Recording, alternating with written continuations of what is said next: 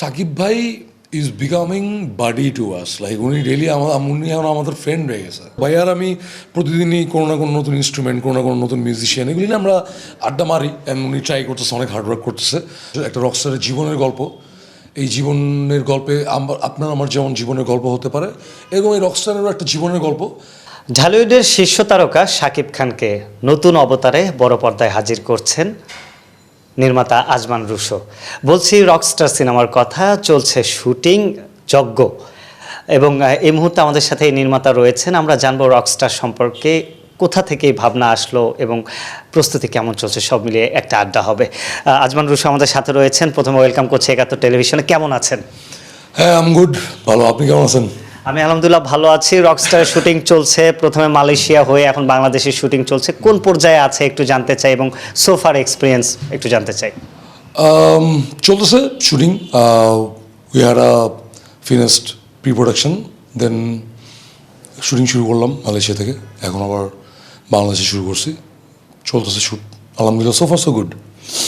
বাংলাদেশে musical জনার film খুবই কম, এবং সেই সময় এসে ঢালিউডের শীর্ষ তারকা একদিকে, তাকে নিয়ে এই অ্যাপ্রোচে আপনারও প্রথম সিনেমা, সব মিলিয়ে একটু জানতে চাই রকস্টারের ভাবনাটা কোথা থেকে আসলো। সো একদম শুরুতে আসলে মানে গল্পের যেই মানে কি বলে বীজটা, ওইটা আসলে সাকিব ভাইয়ের মাথায় ছিল। ভাইয়ের আইডিয়া ছিল যে he want to be a rockstar. Then he got me into this and I have started writing. তারপর তো এই প্রসেসটা শুরু হলো আর কি, এভাবে আসছে জিনিসটা। একটু জানতে চাই, যেহেতু শাকিব খানের প্রসঙ্গ আসলো, ওনার সাথে কাজ করছেন, প্রথম সিনেমাতে এত বড় তারকার সাথে কাজ করা, কেমন অভিজ্ঞতা হলো এই পর্যন্ত? কতটা ডেডিকেটেড বা কেমন দেখলেন সেটে? ভাইয়া তো amazing, he is like a kid and a brother to me. So উনি আর্টিস্ট হিসেবে অনেক flexible, and not only artist, in every aspect he is very flexible. Like আমি আসলে ওনাকে মধ্যরাত পর্যন্ত শুটিং করতে বলতেছি, জাম্প করতে বলতেছি, এটা করতে বলতেছি, ওটা করতে বলতেছি, যেটাই বলতেছি উনি আসলে very flexible. At some point উনি কখনো টায়ার্ড হয় না। আর বাকি সব কিছু মিলে উনি অনেক জিনিসটার মধ্যে ডাইভ ইন করছে। He is like very deep into it right now. উনি অনেক গহিনে চলে গেছে জিনিসটা, এবং উনি সারাক্ষণ এই জিনিসটার মধ্যেই আছে। আরেকটা জিনিস বলতে চাই, deep inside he is a Rockstar.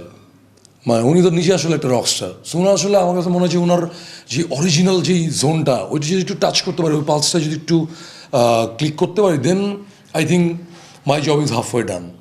So yes, I am finding it very good and enjoying ইট।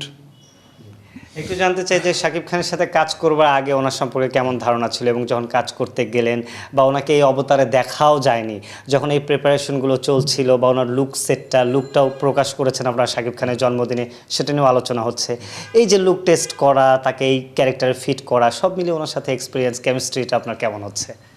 লুকটার, ওই লুকের জায়গা থেকেও মানে আমার তো এখন নট অনলি আমার সাথে, আমার টিমস যারা সিনেমাটোগ্রাফার মামুন, আরও রাইটার, ডায়লগের এখানে আছে স্বাধীন, সাকিব ভাই is becoming buddy to us, like উনি ডেলি উনি এখন আমাদের ফ্রেন্ড হয়ে গেছে। মানে আমরা একদম একটা ফ্রেন্ডলি এনভায়রনমেন্ট, আড্ডা মারি, মিউজিক শুনি, মিউজিক করি, কাজ করি, শুটিং করি, এরকম হয়ে গেছে।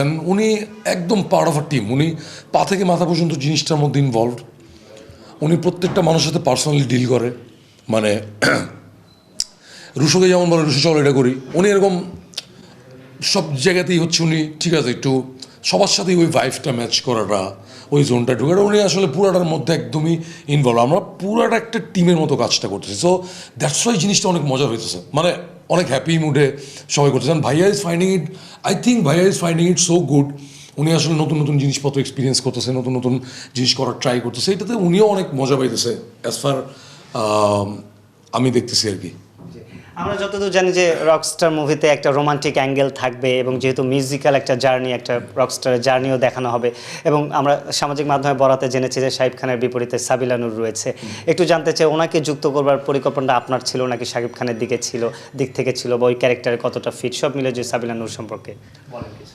আমাদের আসলে কোনো এরকম ডিসিশনই তো আসলে কারো দিক থেকে হয় না। ডেফিনেটলি আমি নট অনলি এনি কাস্ট, ভাইয়ার কস্টিউমটাও আমি আর ভাইয়া ডিসকাস করি যে ভাইয়া নাকি শর্টস পরবে, এনে ব্যাগি জিন্স পরবে, এটা যেরকম ডিসকাস করি, আমার প্রত্যেকটা ডিসিশন, ভাইটাল ডিসিশনগুলি মেনলি আমরা এরকম ডিসকাস করেই নেই। বাট সাবিলাও সেম থিং। আমি ফার্স্টে আমার কাছে মনে হয়েছে যে Sabila can do the character very good. Then ওই ক্যারেক্টারটাকে যখন আমি করলাম, তখন ভাইয়ের সাথে ডিসকাস করলাম, ভাই ক্যান উই ডু দিস। তো তখন ভাইয়াও বললো যে তুমি ঠিক আছে অডিশন টডিশন করে তোমার দেখো কী মনে হয়। আমার এগুলি করার পর আমার মনে হয়েছে যে হ্যাঁ, Sabila is perfect for my character. তারপরে জিনিসটা ঘটলো। একটু জানতে চাই, যেহেতু মিউজিক্যাল ফিল্ম আমরা বাইরের দেশে দেখেছি অনেক, বাংলাদেশেও কিছু কিছু হয়েছে, নয়নের আলো সহ বেশ অনেক আগে হয়েছে, সম্প্রতি দু একটা হলেও ওইভাবে ক্লিক করেনি। সেই জায়গায় আসলে মিউজিক্যাল ফিল্মে তো মিউজিকটা খুব ইম্পর্টেন্ট। মিউজিক নিয়ে কী ভাবনা ভাবছেন? এবং আমরা বাইরের দেশে সাধারণত দেখেছি যে নায়কের লিপে একজনই সিঙ্গার থাকে, এ ধরনের কোনো চমক থাকছে কিনা, যতটুকু বলা যায় স্পয়লার না দিয়ে। আমাদের এটা তো very true, because we are like crafting a story of a rockstar. তো রকস্টার ওর গান গায়, ওর নিজের লিরিক ও নিজে লিখে। So definitely you cannot change vocals, like you know, মানে একটা মানুষের তো আর 5টা গানের মধ্যে একটা ভোকাল চেঞ্জ করা যায় না।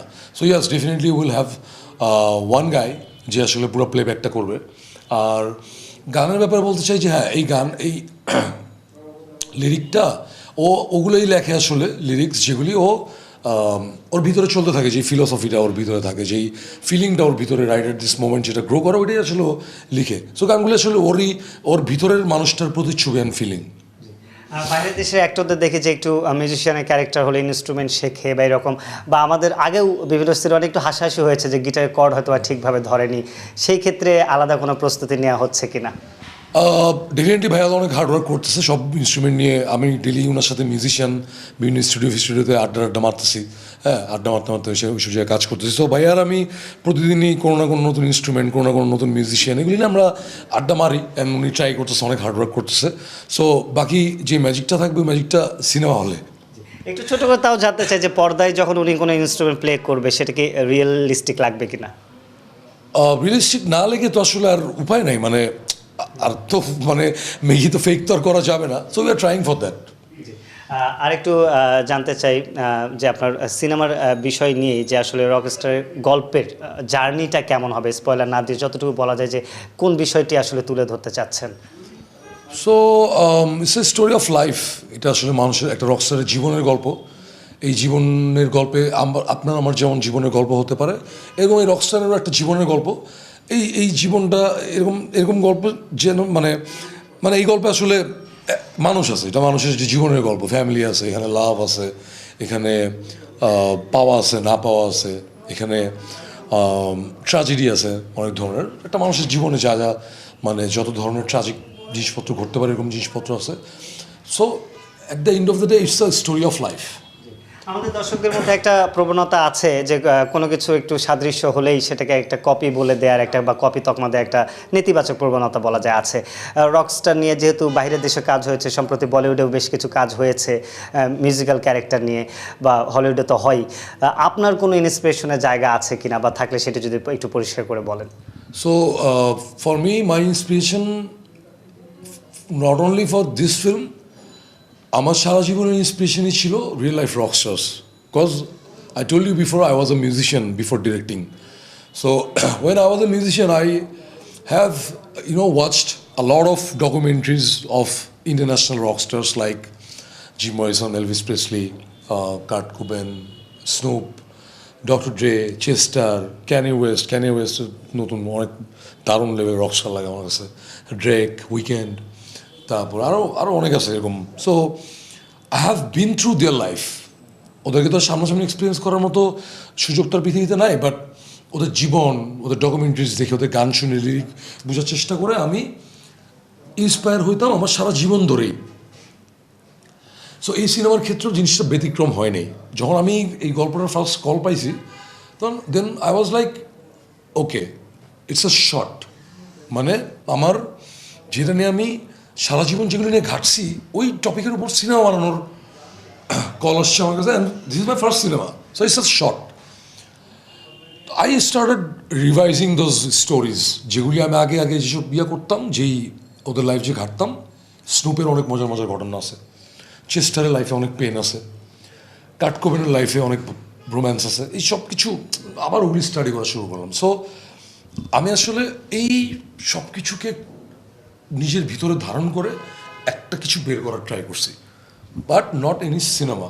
It's like real life rockstars, they are my inspiration. যেহেতু আপনার প্রথম সিনেমা সন্তানের মতন, এবং যখন ফার্স্ট লুকটা আপনার প্রকাশ করলেন তারপর থেকেই সামাজিক মাধ্যমে কিন্তু আজমান রুশো এবং রকস্টার নিয়ে আলোচনা হচ্ছে, যে আপনার সম্পর্কেও মানুষ জানতে চায়। এই যে শাকিব খান এত বড় তারকাকে নিয়ে কাজ করা, তার ভক্ত সব জায়গাতেই, কোনো প্রেশার ফিল করছেন কিনা, বা সামাজিক মাধ্যমেও যখন প্রশংসা দেখছেন, আপনার জন্য হয়তো প্রথম এক্সপিরিয়েন্স এই ধরনের, কেমন লাগে আসলে? So definitely I'm feeling good, but right at this moment I just want to focus on the cinema first thing.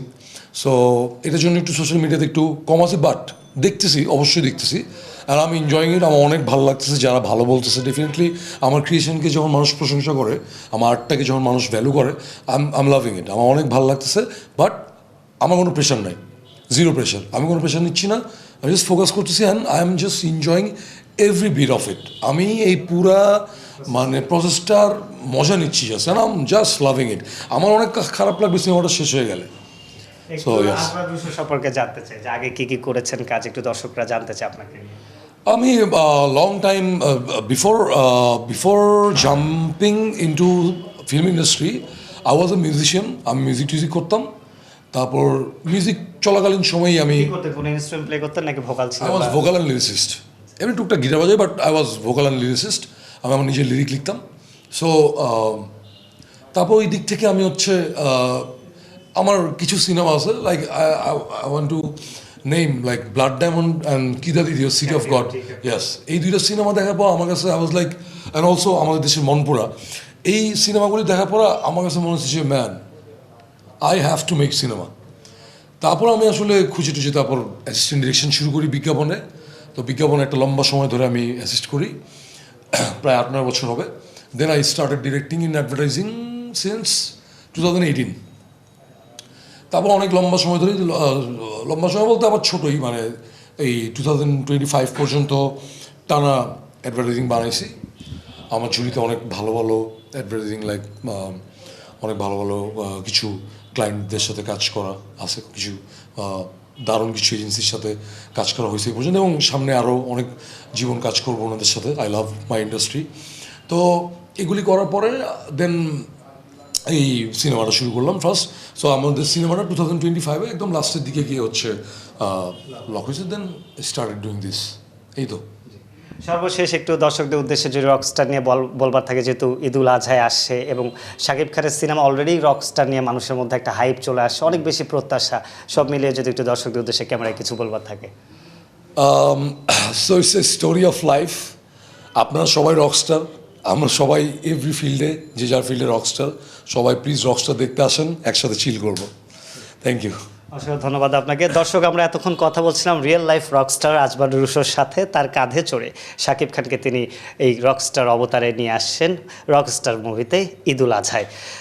ভালো সিনেমার সাথে থাকবেন, বাংলাদেশের সিনেমার সাথে থাকবেন, এবং আগামী ঈদুল আজহায় রকস্টার দেখতে ভুলবেন না। আরিফ হক, 71, ঢাকা।